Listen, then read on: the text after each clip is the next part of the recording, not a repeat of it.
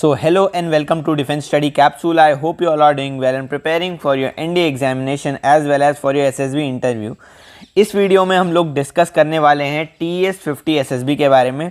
As you all know, जिन्होंने भी TS50 का फॉर्म भरा होगा, जो भी 12th पास करके भी आए होंगे या फिर जो 12th पास ऑलरेडी हैं, उन एज लिमिट के अंदर हैं, उन्होंने फॉर्म भरा होगा, उनको ये पता लग गया होगा कि अब तक डेट्स आ चुकी हैं। जो TS हमारे इंटरव्यू है TS50 का, उसकी SSB की डेट्स आ चुकी हैं। अब आप आपको सेलेक्ट कर सकते हैं अपनी डेट पोर्टल में जाके, जॉइन इंडियन आर्मी में लॉगिन करके। ठीक है, सबसे पहले तो आपको मेल आया होगा, जिसमें आपको इस तरीके से मेल आया होगा एक, जिसमें आपको सेंटर्स बताए गए होंगे कि आपको कौन सा सेंटर अलॉट हुआ है। आप सेंटर सेलेक्ट नहीं कर सकते बिकॉज, तो आपको एक सेंटर अलॉट किया गया होगा। ठीक है, जो भी आपको सेंटर आया उसके हिसाब से आपको डेट सेलेक्ट करनी होगी। उस सेंटर में जो भी डेट्स अलॉटेड है उसमें से आपको सेलेक्ट करनी होंगी। अब जो डेट्स हैं वो किस रेंज में आ रखी हैं, जो डेट्स हैं वो रेंज में आ रखी हैं। कुछ कुछ डेट अगस्त की भी हैं लास्ट में, और सितंबर तक की भी डेट्स हैं। ठीक है, तो अगस्त सितंबर के बीच की डेट्स आ रखी हैं।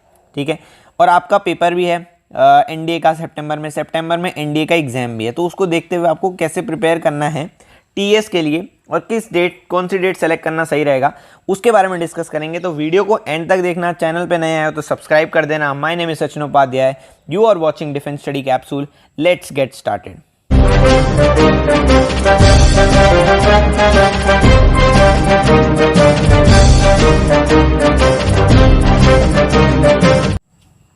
सो अब बात कर लेते हैं कि टीएस एसएसबी की जो डेट्स आ रखी हैं, तो आपको किस रेंज में डेट सेलेक्ट करनी चाहिए। देखो, बहुत ही इंपॉर्टेंट है कि जो रेंज है डेट की वो है अगस्त और सितंबर के बीच में। अब ये सितंबर वाली डेट्स और अगस्त वाली डेट, जो नए स्टूडेंट्स हैं, जो कॉलेज ज्वाइन कर रहे हैं अभी, जो अभी पास आउट हो रखे हैं 12th से, जिन्होंने पास कर रखा है, उनको अभी अगस्त के टाइम पे कॉलेज भी ज्वाइन करना है। ठीक है, तो उसमें उनका टाइम वेस्ट होगा थोड़ा। और सितंबर के टाइम पे एनडीए का एग्ज़ाम भी है, तो एनडीए एग्ज़ाम के लिए पढ़ाई भी करनी है। तो मेन स्टूडेंट्स के डाउट क्या है कि कब मेरे को डेट लेनी चाहिए, अगस्त में लेनी चाहिए, सितंबर में लेनी चाहिए। तो मेरे हिसाब से जब एनडीए एग्ज़ाम आपका हो जाए उसके बाद अगर आप एसएसबी देने जाते हो तो ज़्यादा क्लियर माइंडेड होके जाओगे, ज़्यादा प्रेशर नहीं होगा उस टाइम आपको, और अच्छे से परफॉर्म कर पाओगे। सो मेरे अकॉर्डिंग आपको जो डेट्स लेनी चाहिए वो सितंबर के अराउंड लेनी चाहिए। ठीक है, जिनका एनडीए का एग्ज़ाम है उनके लिए मैं मोस्टली कह रहा हूँ, उनको सितंबर के अराउंड लेनी चाहिए after their NDA exam. But अगर आपको अगस्त की डेट मिल रही है जो बहुत पहले है एनडीए एग्ज़ाम के, मतलब ऐसे 15 अगस्त 16 अगस्त ऐसे है, तो मतलब 16-17 अगस्त है, तब आप आराम से जा सकते हैं अपने एनडीए मतलब टीएस के एसएसबी के लिए।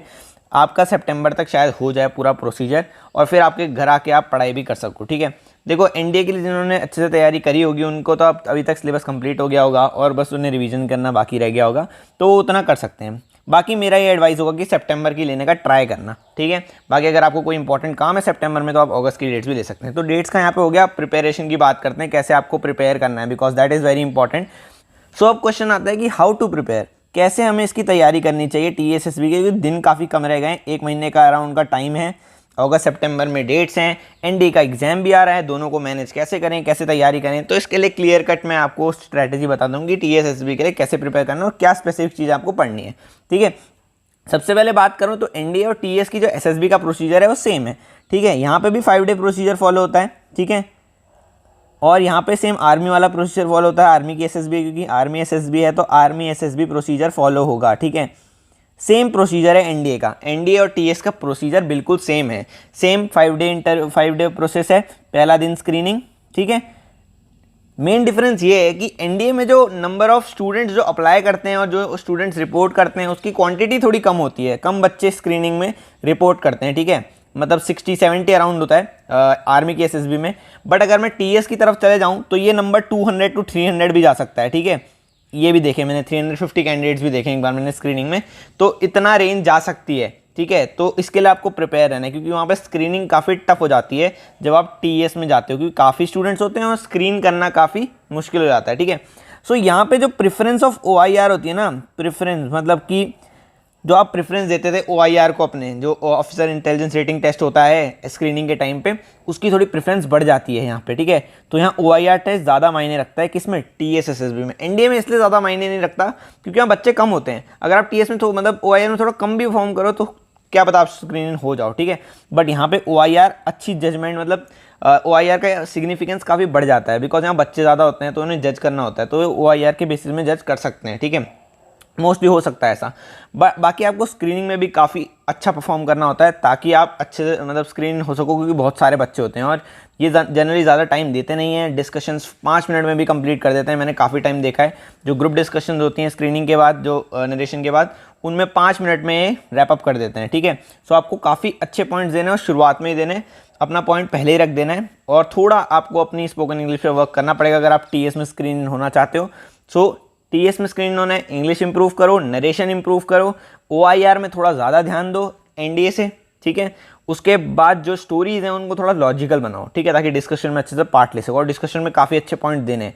तो स्पोकन इंग्लिश की प्रैक्टिस करो, मिरर के सामने जाके अपना नरेशन प्रैक्टिस करो, काफ़ी अच्छी अच्छी स्टोरीज लिखो, ठीक है, उससे आपको काफ़ी हेल्प मिलेगी। स्क्रीनिंग का पार्ट हो गया। स्क्रीनिंग में ज़्यादा रिपोर्टिंग होती है इसलिए मैंने स्क्रीनिंग का पार्ट अलग से बताया। अब आगे बात करते हैं। आगे बात हमारा सेम प्रोसीजर फॉलो होता है। सेकंड डे आपका साइक होगा, साइक के साथ आपका इंटरव्यू भी हो सकता है। इंटरव्यू की बात कर लेते हैं। इंटरव्यू थोड़ा डिफरेंट कैटेगरी का होता है इसमें देन एनी अदर इंटरव्यू। बाकी प्रोसेस सेम है, जो टेक्निकल चीज़ें हैं वो थोड़ी चेंज हो जाती हैं। As you are applying for TESSSB technical entry scheme, तो थोड़े क्वेश्चंस टेक्निकल हो जाते हैं यहाँ पे। साइंस के बेसिस पे आपसे क्वेश्चन पूछते हैं। इंजीनियर जो होते हैं इंडियन आर्मी में, ठीक है, उनके बारे में पूछते हैं। टेक्निकल आर्म्स के बारे में पूछते हैं आपसे। थोड़ा ज़्यादा उस पर आप स्टडी करिए, उस पर रिसर्च करिए कि टेक्निकल आर्म्स कौन सी है इंडियन आर्मी की, ठीक है, इंडियन आर्मी में इंजीनियर्स का क्या काम है, ठीक है।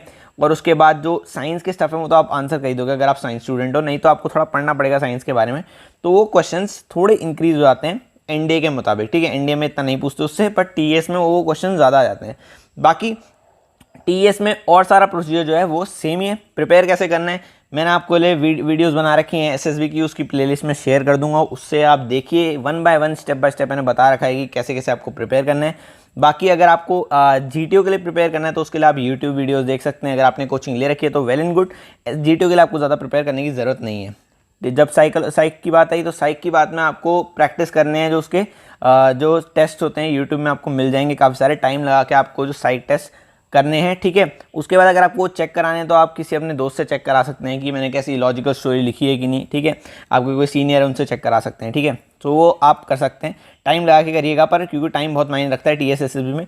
बाकी स्क्रीनिंग की ज़्यादा प्रैक्टिस करिए। जो मैं आपको सजेशन दूंगा कि अगर स्क्रीनिंग हो गए तो आपके रिकमेंड होने के चांसेस तो बढ़ ही जाएंगे, ठीक है, क्योंकि यहाँ पे बच्चे बहुत ज़्यादा होते हैं, फिर बहुत बच्चे कम हो जाते हैं। 30 लेते हैं वो, अराउंड 30-40 लेते हैं, ठीक है।